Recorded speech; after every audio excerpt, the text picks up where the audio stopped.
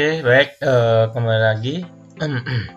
Pada video kali ini adalah video lanjutan dari video yang kedua. Nah, dalam video ini kita akan membahas tentang langkah ketiga dari syarat dalam melakukan konfigurasi di VirtualBox. Baik, langsung saja ya.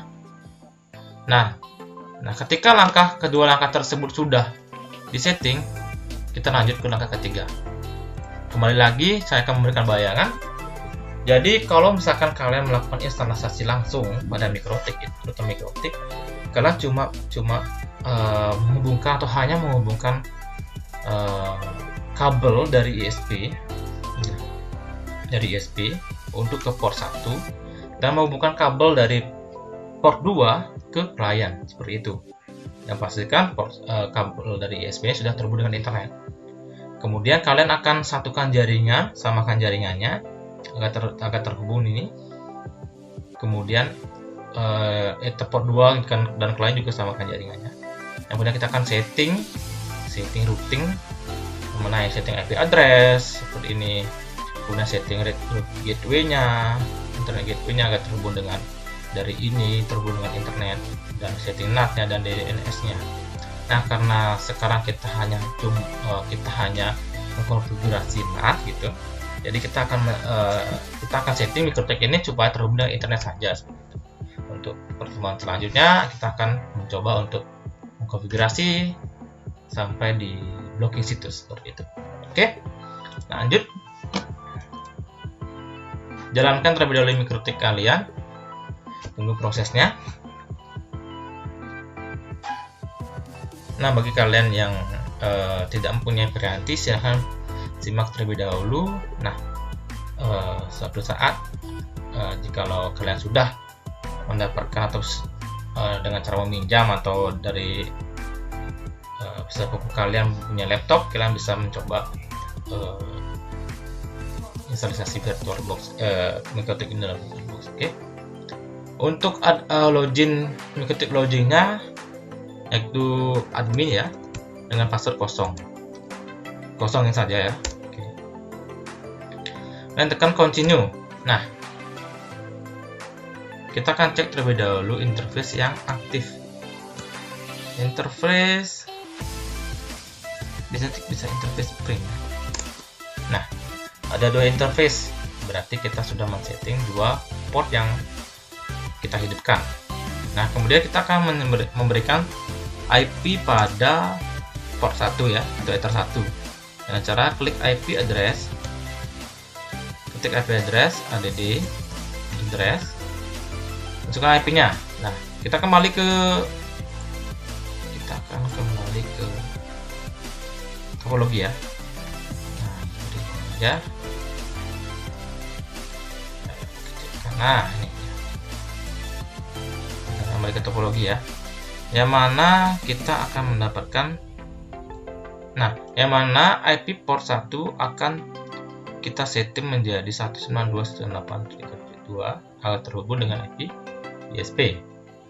Kita setting 192, klik terlebih dahulu 192.168.137.2. Ingat isi /24 ya, karena satu jaringan. 24, kemudian klik interface, pilih ether 1. Kita setting di ether 1. Oke. Nah, klik enter. Nah, di sini saya beritahukan kalian yaitu dengan kalian instalasi Winbox ya, gunanya untuk mempermudah menyeting MikroTik ya. Nah, bagi kalian yang suka dengan warna-warna seperti ini, kalian bisa teruskan setting di VirtualBox. Nah, kalau kalian jika tidak, kalian bisa setting di Winbox langsung ya, dengan cara klik Winbox. Oh sorry, ini masih terhubung. Nah sudah. Di mana Winbox saya? Di sini dia.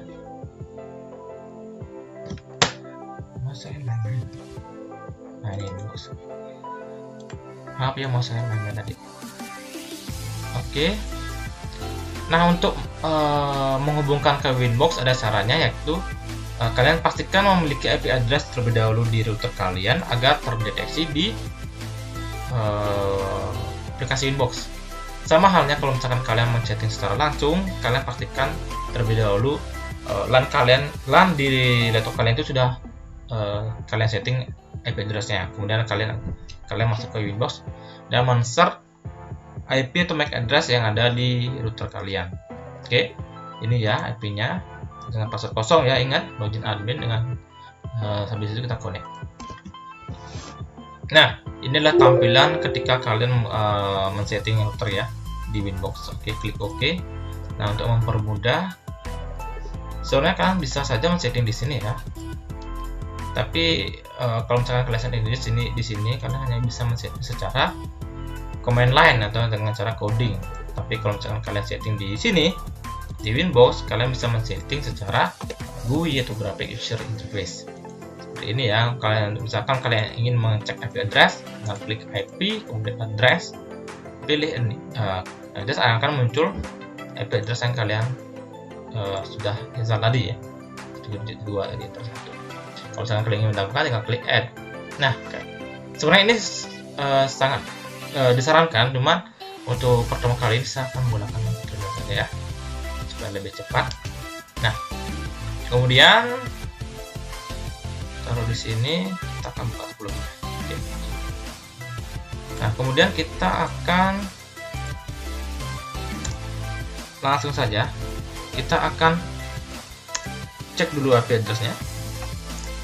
Nah, sudah terinput IP address Tether 1, kemudian langkah selanjutnya yaitu mengisi IP untuk Ether 2 ya. Nah, IP-nya adalah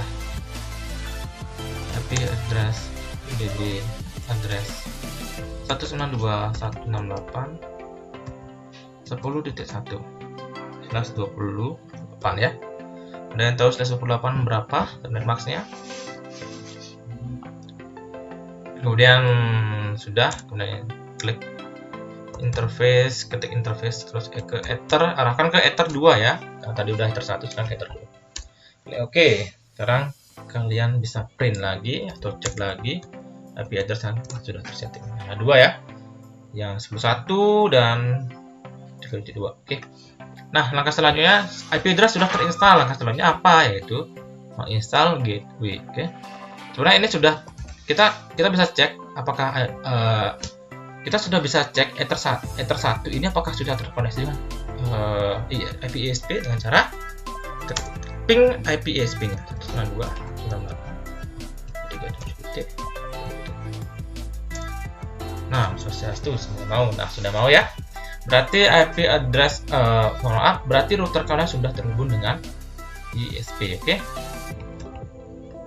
Sudah terhubung dengan ISP, sudah berhasil terhubung dengan ISP. Namun kalian masih belum bisa untuk meng-ping atau mengakses internet. Kita coba langsung ya. Ping Google, salah ya, google.com. Nah, sudah mau. Nah, kemudian lanjut lagi. Setelah kalian menginstal IP address, kalian lanjut ke instalisasi gateway ya. Seperti yang sudah saya jelaskan di materi sebelumnya, gateway merupakan gerbang antara ISP menuju klien. Kita akan membuatkan sebuah gerbangnya, oke?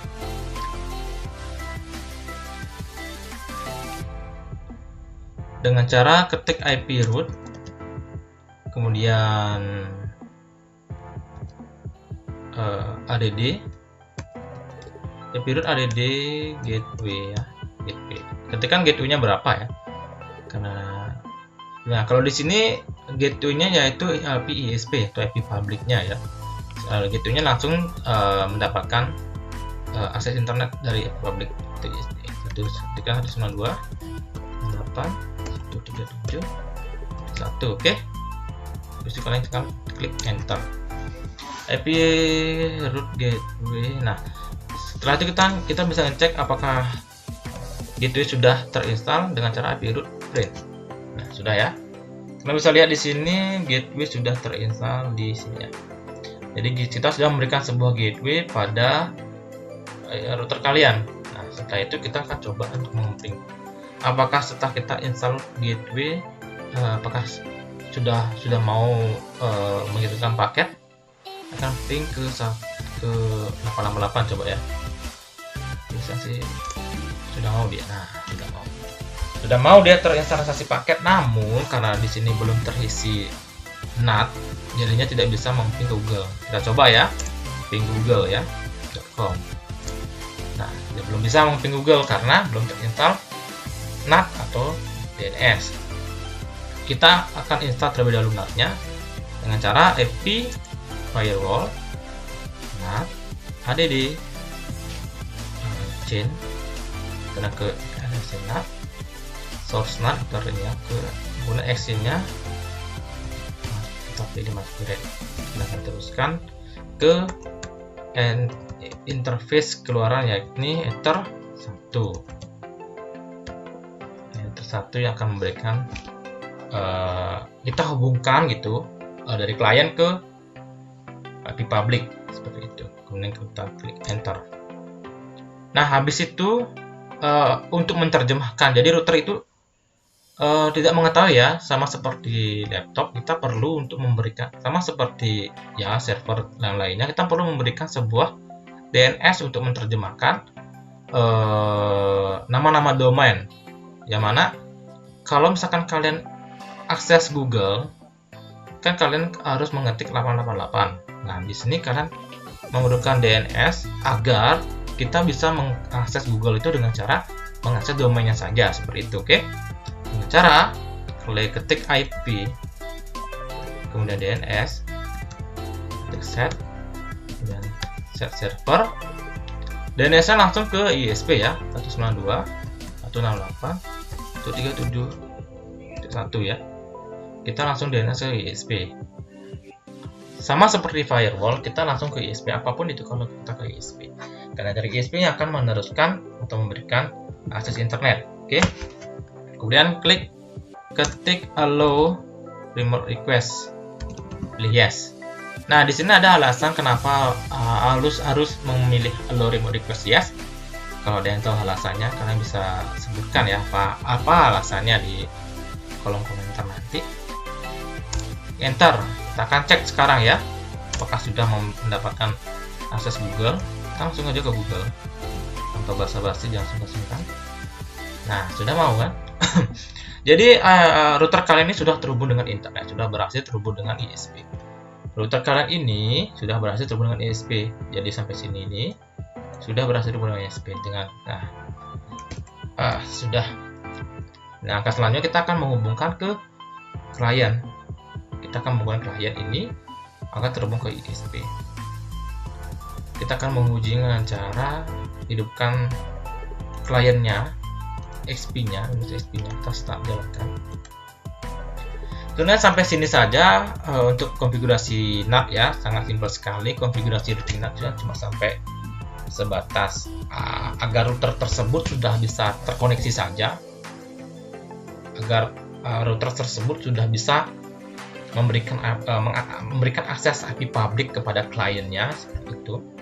Seperti fungsi dari NAT sudah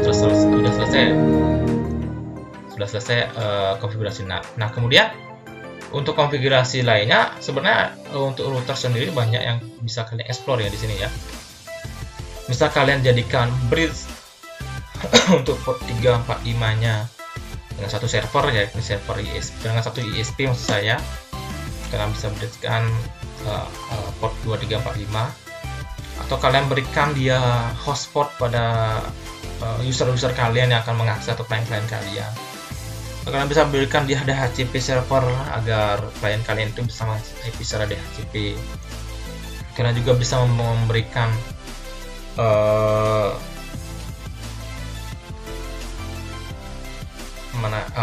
kalian bisa juga memberikan akses limit agar tidak semua user mendapatkan bandwidth yang sama, seperti itu. Banyak hal yang bisa kalian lakukan ya. Oh, di sini juga ada untuk mengatur atau mengawasi koneksi jaringan kalian. Banyak ya, bisa kalian explore ya, yang sudah atau notabene sudah diajarkan di kelas 11 maupun di semester 1 ya. Kemudian lanjut lagi, kita akan mencoba untuk mengkoneksikan IP ini dengan mengkoneksikan klien dengan router kita. Nah, itu sudah saya hidupkan ya, Windows XP-nya, kliennya. Dan untuk selanjutnya yang caranya itu kita buka dulu local network address sharing center-nya dengan cara buka control panel. Kemudian habis masuk control panel, kita klik network and internet connection. Kemudian pilih network connection. Pilih local area connection. Nah, dengan cara klik 2 kali ya, masuk ke properties. Nah, sebenarnya di sini sangat penting sekali dilakukan, yaitu dengan cara show icon in node connector. Jadi di sini akan terdapat ikonnya ya. Jadi kalian nggak perlu lagi ke control panel, kalian tinggal klik di sini saja. Kemudian masukkan IP-nya ya. Ingat, kembali IP yang kita berikan pada kliennya itu 2 sampai 14 ya. Jadi 2 sampai 14 akan terkoneksi. Jadi kita bisa masukkan IP dari 192.168 10.2 sampai 14. Kalian bisa masukkan berapapun, misalkan saya 4. Masukkan subnet max-nya, kemudian masukkan default gateway-nya. Ini pastikan masukkan default gateway-nya ya. Untuk gateway-nya, untuk gateway client itu masuk ke header 2 ya. Header gateway client itu masuk ke sini dia, ke header 2. Tidak ke ISP, karena dari ISP sudah masuk ke header 1 ya, ke FA01, FA02 masuk ke sini. Default gateway 192.168 10.1. DNS juga sama 192. Untuk alternatifnya kita pakai Google saja. Klik OK. Oke, dan tunggu sebentar, kita close. Nah, connected. Nah, semoga mau ya. Jadi kita akan mencoba untuk meng-ping terlebih dahulu. Kita buka CMD. Kita akan ping IP-nya terlebih dahulu ya. Kita ping satu-satu ya, seperti biasa. Kita ping satu. Dari 10.1 terlebih dahulu, kita akan coba ping ke header 2 ya. IP yang terdekat terlebih dahulu. Ini dengan sama. Klik. Oh, sorry. Sebenarnya saya ketinggalan sesuatu. Kita akan coba buka lagi. Tadi saya setting /28 ya. Oh, sorry, /28. Ini saya masih setting /24. Ganti menjadi /28, yang mana /28 adalah 2240 ya. Betul sekali yang sudah menjawab tadi. 240. Klik OK, tunggu ya. Rasanya saya setting 128 tadi. Oh iya, 128 betul. Nah, habis itu kalian tinggal buka komen lagi. Kita akan coba ping lagi ke IP yang terdekat, yang mana IP terdekat adalah 192.168.10.1. Oke. Nah, sudah terkoneksi, sudah terhubung dengan IP yang terdekat. Kita akan mencoba lagi sedikit demi sedikit menjauh ke ether, langsung saja ke 1.3.1.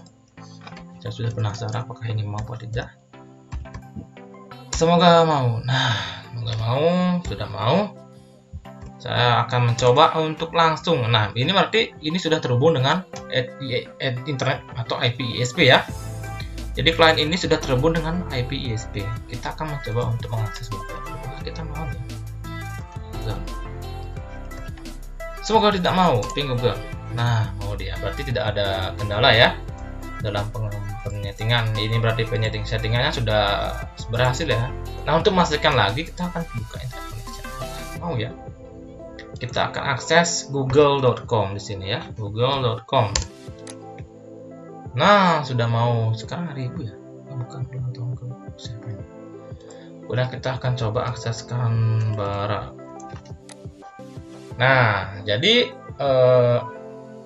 apa ya? Kita pilih aja. Jadi untuk settingan konfigurasi pada hari ini sudah berhasil ya. Jadi laptop klien sudah mendapatkan sebuah akses internet dari ISP ya. Jadi setengah router pada VirtualBox kali ini sudah berhasil. Sebenarnya untuk instalasi NAT ini pada settingan secara langsung itu tidak terlalu lama ya. Hanya memberikan sebuah konfigurasi atau 4 konfigurasi ya, dari IP address, gateway, kemudian ke firewall, kemudian ke NAT. Hanya 4 konfigurasi untuk men-setting routing atau men-setting NAT pada router. Habis itu selesai seperti itu. Nah, untuk pertemuan selanjutnya kita akan mencoba untuk melakukan settingan proxy, di mana kita akan mencoba untuk melakukan blocking situs menggunakan web proxy. Mana web proxy? Ini web proxy. Kita akan mencoba blocking situs menggunakan web proxy. Sebenarnya ada beberapa cara ya untuk blocking situs. Di sini ada beberapa cara untuk melakukan blocking situs. Mungkin anak-anak sekalian bisa mencobanya di rumah ya. Jadi kalau misalkan mencobanya di rumah ya, mungkin bisa melalui proxy, bisa melalui firewall, bisa melalui hotspot. Di firewall juga ada beberapa cara untuk blocking situs ya. Kalian coba searching mentelusuri explore ya, mengeksplor Winbox ini atau router kalian. Nah, bagi yang tidak mempunyai perangkat, mungkin kalian bisa menyimak terlebih dahulu Astungkare. Untuk bulan depan Astungkare ya sudah izin untuk pertemuan